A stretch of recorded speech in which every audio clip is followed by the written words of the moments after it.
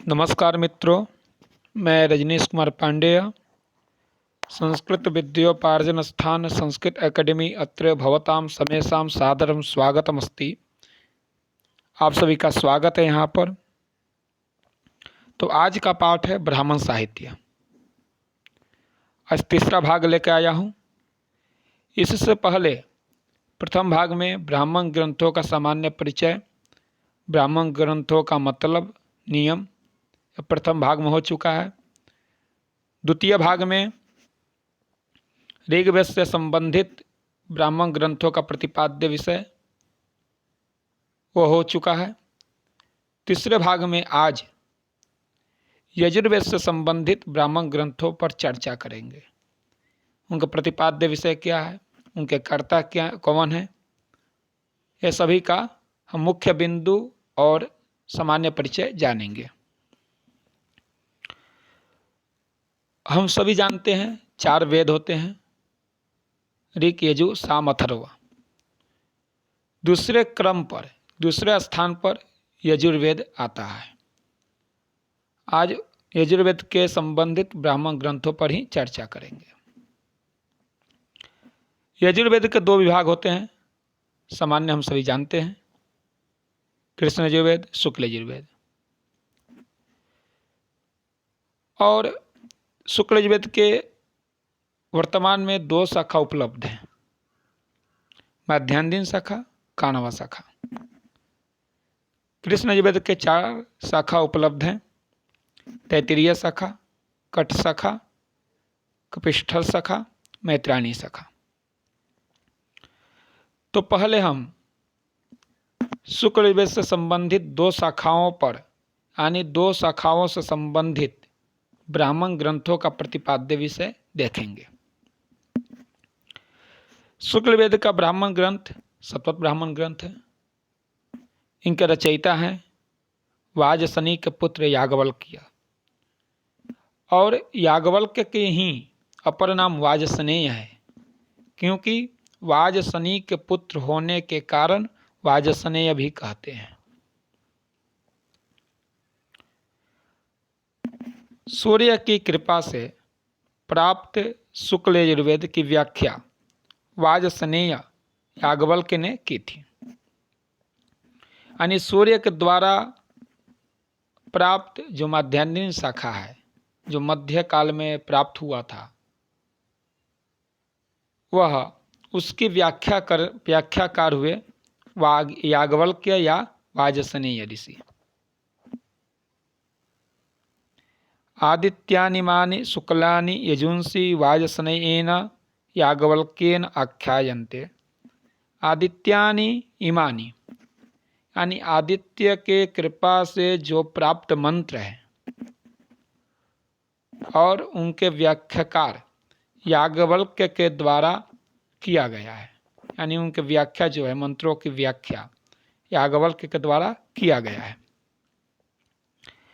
याज्ञवल्क्य के पिता वाजसनेयी के विषय में सायणाचार्य लिखते हैं कि वह अन्नदाता थे। यानी सतपथ ब्राह्मण पर सायणाचार्य की व्याख्या है, और सायणाचार्य लिखते हैं कि जो वाजसनी थे वह अन्नदाता थे, यानी गरीबों को अन्न देते थे। क्योंकि वाज का मतलब जो होता है वह अन्न होता है, शनि का मतलब जो दाता, इसके रूप में विख्यात थे।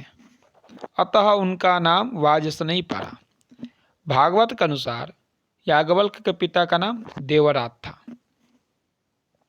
भागवत पुराण के अनुसार याज्ञवल्क्य के पिता का नाम देवरात था। ब्रह्मरात और देवरात का अर्थ होता है ब्रह्मदत्त या देवदत्त।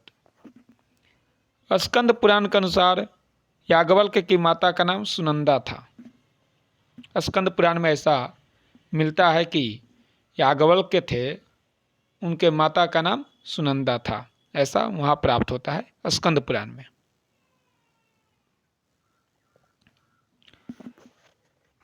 स्कंद पुराण के अनुसार याज्ञवल्क्य की माता सुनंदा था। बृहदारण्यकोपनिषद के अनुसार याज्ञवल्क्य की 2 पत्नियां थीं। बृहदारण्यकोपनिषद जो है वो यजुर्वेद से संबंधित है और उस उपनिषद में ऐसा वर्णन मिलता है कि याज्ञवल्क्य की 2 पत्नियां थीं, मैत्रेयी या कात्यायनी। स्कंद पुराण में कात्यायन और पारस्कर को एक मानकर उन्हें याज्ञवल्क्य का पुत्र बतलाया गया है। यजुर्वेद का गृह सूत्र पारस्कर गृह सूत्र है और उस पारस्कर गृह सूत्र के रचनाकार पारस्कर ऋषि हुए।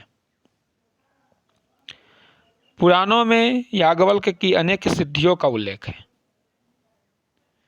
शुक्ल यजुर्वेद के और सत्व ब्राह्मण के संपादन के अतिरिक्त याज्ञवल्क्य जी ने याज्ञवल्क्य शिक्षा लिखी, याज्ञ स्मृति भी लिखी, बहुत सारे ग्रंथ भी लिखे। शतपथ ब्राह्मण जो है इसका नामकरण कैसे हुआ? क्योंकि इसमें 100 अध्याय होने के कारण इसे शतपथ कहते हैं। इसकी व्याख्या गुणरत्न महोदधि ने इस प्रकार की है, जिसमें 100 अध्याय रूपी मार्ग है उसे शतपथ ब्राह्मण कहते हैं। शतम पंथानो मार्गाः नामाध्यायाः यस्य तत् शतपथम, यानी शतम पंथानः 100 मार्ग रूपी यानी 100 अध्याय रूपी मार्ग जो है उसे शतपथ कहते हैं। काणव शतपथ ब्राह्मण में 104 अध्याय हैं। काणव शाखा से संबंधित जो शतपथ ब्राह्मण ग्रंथ है उसमें 100 अध्याय हैं, लेकिन माध्यान्दिन शाखा से संबंधित जो शतपथ ब्राह्मण ग्रंथ है उसमें 100 अध्याय हैं। तथापि शत संख्या के महत्व के कारण उसे शतपथ ही कहा जाता है। यह माध्यान्दिन और काणव दोनों शाखाओं में प्राप्त होते हैं। माध्यान्दिन शाखा पर भी शतपथ ब्राह्मण ग्रंथ प्राप्त होते हैं, काणव शाखा पर भी शतपथ ब्राह्मण ग्रंथ प्राप्त होते हैं। माध्यान्दिन शाखा के शतपथ ब्राह्मण अध्याय में 100 अध्याय हैं। इसमें 100 अध्याय हैं। माध्यान्दिन शाखा से संबंधित जो शतपथ ब्राह्मण ग्रंथ है उसमें 100 अध्याय हैं। काणव शाखा से संबंधित जो शतपथ ब्राह्मण ग्रंथ है उसमें 104 अध्याय हैं।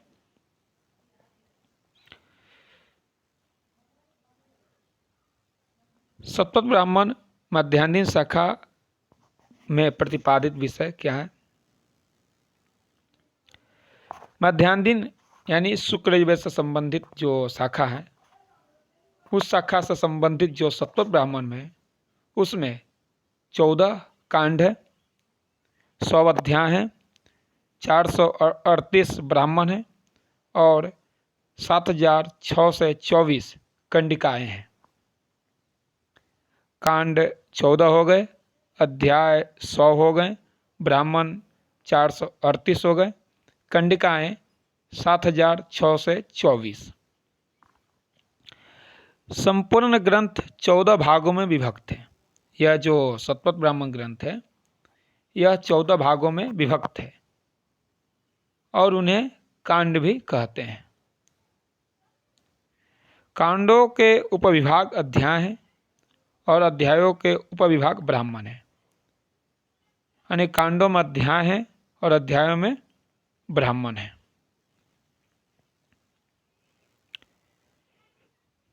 इन ब्राह्मणों के भी उपविभाग हैं, इन्हें कंडिका कहते हैं।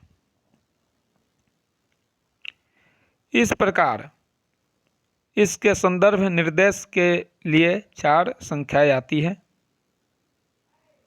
पहली संख्या कांड को, दूसरी अध्याय, तीसरी ब्राह्मण तथा चौथी जो है कंडिका की सूचना देती है।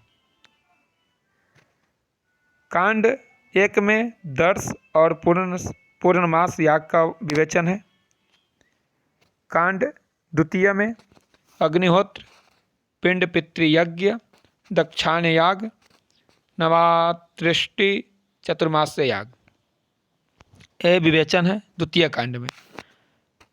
3 कांड में और चतुर्थ कांड में सोमयाग का वर्णन है। पांचवें कांड में वाजपेय और राजसूय यज्ञ का विवेचन है। छठे कांड में सृष्टि उत्पत्ति चयन निरूपण का विवेचन है। कांड सातवें और आठवें चयन निरूपण वेदी निर्माण का विवेचन है।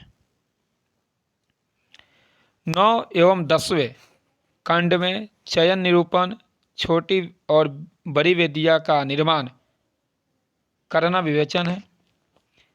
11वें कांड में दर्श पूर्णमास दक्षायन यज्ञ उपनयन पंच महायज्ञ स्वाध्याय प्रशंसा 11वें कांड में उपलब्ध हैं। 12वें कांड में द्वादशा यज्ञ संवत्सर सत्र ज्योतिष्टोम सौत्रामणि याग प्रायश्चित 12वें कांड में उपलब्ध हैं। 13वें कांड में अश्वमेध पुरुषमेध सर्वमेध दशरात्र पितृमेध 13वें कांड में है। 14वें कांड में प्रवर्ग्य याग ब्रह्म विद्या बृहदारण्यकोपनिषद यह मुख्य है। 14वें कांड में बृहदारण्यकोपनिषद मिलता है।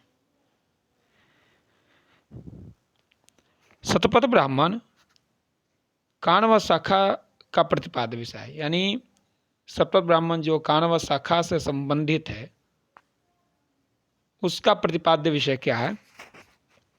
काण्व शाखा से संबंधित जो शतपथ ब्राह्मण ग्रंथ में मध्यान्ह शतपथ ब्राह्मण में कुछ क्रम विन्यास में अंतर है।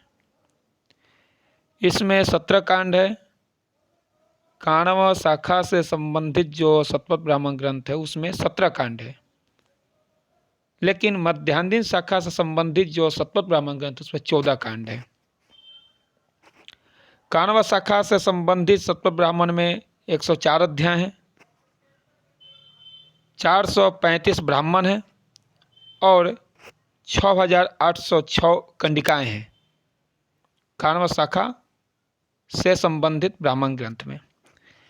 मध्यान्ह के कांड 2 का वर्ण विषय कांड 1 में कर दिया गया है और कांड 1 का विषय कांड 2 में है। यानी मध्यान्ह शाखा से संबंधित जो शतपथ ब्राह्मण ग्रंथ है उसमें प्रथम कांड में वर्ण विषय जो है वो अलग है। काण्व शाखा से संबंधित जो शतपथ ब्राह्मण ग्रंथ है उसमें प्रथम कांड में अन्य विषय का वर्णन है, दोनों में अंतर हो गया है। वर्ण विषय इस प्रकार है, देख लेते हैं। प्रथम कांड में अग्निहोत्र है, नवात्र है, इष्टि है, अग्रायण इष्टि है, दक्षायण है, चातुर्मास्य है। पर यहीं मध्यान्ह शाखा के शतपथ ब्राह्मण ग्रंथ में प्रथम कांड में दर्श पूर्णमास याग का वर्णन है और यहाँ द्वितीय कांड में है। द्वितीय कांड में दर्श और पूर्णमास याग का वर्णन है। तीसरे कांड में अग्निहोत्र और दर्श पूर्णमास यागों का अर्थवाद है। चतुर्थ एवं पंचम कांड में सोमयाग है। षष्ठ और सातवें कांड में वाजपेय और राजसूय याग का विवेचन है। 8वें कांड में उखा संभरण है। 9वें से 12वें कांड तक विभिन्न चयन याग का विवेचन है। 13वें कांड में आधान काल पथिकृत ब्रह्मचर्य दर्श पूर्णमास याग का विवेचन है। 14वें कांड में सौत्रामणि प्रायश्चित है। 15वें कांड में अश्वमेध है। 16वें कांड में प्रवर्ग्य याग है। 17वें कांड में बृहदारण्यकोपनिषद एवं ब्रह्म विद्या का प्रतिपाद्य विषय मिलता है। यानी 14वें कांड में मध्यान्ह शाखा से संबंधित जो शतपथ ब्राह्मण ग्रंथ है उसमें 14वें कांड में बृहदारण्यकोपनिषद मिलता है। काण्व शाखा से संबंधित जो शतपथ ब्राह्मण ग्रंथ है उसमें 17वें कांड में बृहदारण्यकोपनिषद का विवेचन मिलता है। दोनों ब्राह्मणों में प्रतिपाद्य विषय एक होने पर भी क्रम में भेद है। शतपथ की अन्य विशेषता यह है कि इसमें वाजस्नेय संहिता के 18 अध्यायों की क्रमबद्ध व्याख्या प्रथम 9 कांडों में मिल जाती है। केवल अंतर यह है कि संहिता में पिंड पितृयज्ञ का वर्णन दर्श पूर्णमास याग के बाद है और ब्राह्मण में अग्निहोत्र के बाद है। शतपथ ब्राह्मण का समय डॉक्टर मैकडॉनल्ड आदि पाश्चात्य विद्वान जो हुए उन्होंने ब्राह्मण ग्रंथों का काल 800 ईसा पूर्व से 500 ईसा पूर्व मध्य में मानते हैं। श्री शंकर बालकृष्ण दीक्षित ने शतपथ ब्राह्मण का रचना काल 2500 ईसा पूर्व के लगभग माना है। इनका जो काल है यानी जो 2500 मानते हैं, सभी विद्वान इनसे सहमत हैं। शतपथ ब्राह्मण और तैत्तिरीय ब्राह्मण ही संहिता ग्रंथों के तुल्य स्वर चिन्हों से युक्त हैं। यह इसकी प्राचीनता का द्योतक है। इन कारणों से इसका रचना काल 2500 ईसा पूर्व के लगभग मानना उचित ही है। शतपथ के महत्वपूर्ण आख्यान जो है मनु एवं श्रद्धा आख्यान है, जलप्लावन की कथा तथा मत्स्य है, इंद्र सूत्र, इंद्र जो है वृत्र युद्ध तथा इंद्र शत्रुवर्धस्व का विवेचन है, स्त्री कामुक गंधर्व का आख्यान है, कद्रु सुपर्णी का आख्यान है, च्यवन सुकन्या का आख्यान है, पुरुरवा उर्वशी जो प्रसिद्ध आख्यान है यह इसी में है, और मनस जो आख्यान है इसी में है। इस सब का इतिहास और पुराणों में बहुत विस्तार से वर्णन हुआ है। यजुर्वेदीय ब्राह्मण कृष्ण यजुर्वेद तैत्तिरीय ब्राह्मण है, यानी यजुर्वेद के ब्राह्मण ग्रंथ जो है वह शतपथ ब्राह्मण ग्रंथ शुक्ल यजुर्वेद पर है, शुक्ल यजुर्वेद के मध्याह्निनी शाखा पर है और शुक्ल यजुर्वेद के काणव शाखा पर है। कृष्ण यजुर्वेद से संबंधित जो तैत्तिरीय शाखा है उस पर तैत्तिरीय ब्राह्मण है। तैत्तिरीय ब्राह्मण के रचयिता वैशंपायन के शिष्य आचार्य तित्तिरी वैशंपायन जो हुए उनका शिष्य आचार्य तित्तिरी हुए, उन्होंने तैत्तिरीय ब्राह्मण के रचयिता हुए। महाभारत के शांति पर्व में वैशंपायन को याज्ञवल्क्य का मामा बताया गया है।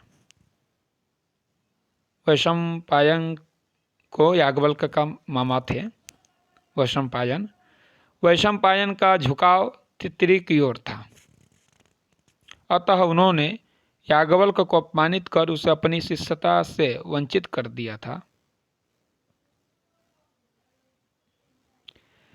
तित्तिरी ने तैत्तिरीय संहिता और तैत्तिरीय ब्राह्मण की रचना की। दूसरी ओर याज्ञवल्क्य ने यजुर्वेद की मध्याह्निनी शाखा और शतपथ ब्राह्मण का संकलन किया। एक तरफ तित्तिरी ने तैत्तिरीय संहिता लिखी, तैत्तिरीय ब्राह्मण ग्रंथ की रचना की, दूसरी तरफ याज्ञवल्क्य ऋषि ने भी यजुर्वेद की मध्याह्निनी शाखा और शतपथ ब्राह्मण ग्रंथ का संकलन किया, क्योंकि मध्य काल में सूर्य से प्राप्त हुआ था मध्याह्निनी शाखा। तैत्तिरीय ब्राह्मण के अंतर्गत सम्मिलित काठक शाखा के प्रवक्ता काठक आचार्य हैं। इस शाखा का दक्षिण भारत के आंध्र प्रदेश, नर्मदा के दक्षिण भाग तथा गोदावरी के तटवर्ती प्रदेशों में अधिक प्रचार था, यानी सबसे ज़्यादा प्रचार प्रसार था दक्षिण भारत में। तैत्तिरीय ब्राह्मण में प्रतिपादित विषय क्या है? कृष्ण यजुर्वेदीय शाखा का एकमात्र यही ब्राह्मण संप्रति पूरा उपलब्ध है, यानी कृष्ण यजुर्वेद से जो संबंधित ब्राह्मण ग्रंथ है तैत्तिरीय ब्राह्मण ग्रंथ, यह एकमात्र ब्राह्मण ग्रंथ ऐसे हैं जो संप्रति पूरा उपलब्ध है। काठक शाखा के कुछ अंश प्राप्त होते हैं। शतपथ ब्राह्मण के तुल्य विशालकाय है, यानी शतपथ ब्राह्मण ग्रंथ के ही सम्मान तैत्तिरीय जो ब्राह्मण ग्रंथ है यह विशालकाय भी है। यह 3 कांडों या अष्टकों में विभाजित है। प्रथम और द्वितीय कांड में 8-8 अध्याय या प्रपाठक कह सकते हैं। तृतीय कांड में 12 अध्याय प्रपाठक हैं। इनको उपखंडों को अनुवाक कहते हैं। अनुवाकों की संख्या 353 है। कांडों में प्रतिपाद्य विषय है। अब कांड विषय। प्रथम कांड में अग्न्याधान, गवामयन, वाजपेय, राजसूय याग का विवेचन है। द्वितीय कांड में अग्निहोत्र, श्रोत्रामणि, उपहोम आदि का विवेचन है। तृतीय कांड में पुरुषमेध और नक्षत्र इष्टिया का विवेचन है। कांड त्रयम्। प्रथम कांड में 8 अध्याय हैं, द्वितीय कांड में 8 अध्याय हैं, तृतीय कांड में 12 अध्याय हैं। ऋग्वेद से अधिकतर ऋचाएं ली गई हैं, कुछ ऋचाएं नवीन हैं। बहुत सारे अधिक ऋचाएं ऋग्वेद से ली गई हैं। कांड द्वितीय में ऋग्वेद के नासदीय सूक्त के मंत्रों का विनियोग एक उपहोम के लिए किया गया है। यज्ञ को पृथ्वी का अंत और मध्य माना गया है, यानी पृथ्वी का जो अंत है और मध्य है उसे यज्ञ को माना गया है। वेदी माहुः परमंतम पृथिव्याः वेदी माहुर्भुवनस्य नाभिम, ऐसा तैत्तिरीय शाखा में प्राप्त होता है। तृतीय कांड जो है अवांतरकालीन रचना माना जाता है, जिसमें प्रथमतः नक्षत्रष्टि का विस्तृत विवेचन है। चतुर्थ प्रपाठक में पुरुषमेध के उपयुक्त पशुओं का वर्णन है, जो कृष्ण यजुर्वेद की संहिता में उपलब्ध नहीं होता, प्रत्युत माध्याह्नी संहिता में यहाँ उद्धृत किया गया है। कठोपनिषद में इसी आख्यान का विकसित रूप हमें उपलब्ध होता है। द्वादश प्रपाठक में चातुर्होत्र तथा वैश्वसृज याग का वर्णन है। द्वादश प्रपाठक में तो यहाँ तक यजुर्वेद से संबंधित, यानी शुक्ल यजुर्वेद के दोनों शाखाओं से संबंधित, मध्याह्नी शाखाओं से संबंधित ब्राह्मण ग्रंथ, काण्व शाखा से संबंधित ब्राह्मण ग्रंथ, कृष्ण यजुर्वेद के शाखा तैत्तिरीय शाखा से संबंधित तैत्तिरीय ब्राह्मण ग्रंथों का, इन 3 ब्राह्मण ग्रंथों का प्रतिपाद्य विषय देखें। तो यहाँ तक यजुर्वेद के संबंधित ब्राह्मण ग्रंथों का प्रतिपाद्य विषय सामान्य परिचय हुआ तृतीय भाग में। चतुर्थ भाग में सामवेद एवं अथर्ववेद का सामान्य परिचय ब्राह्मण ग्रंथों का होगा। तो यहाँ तक समाप्त करते हैं। जय सोमनाथ। अस्तु।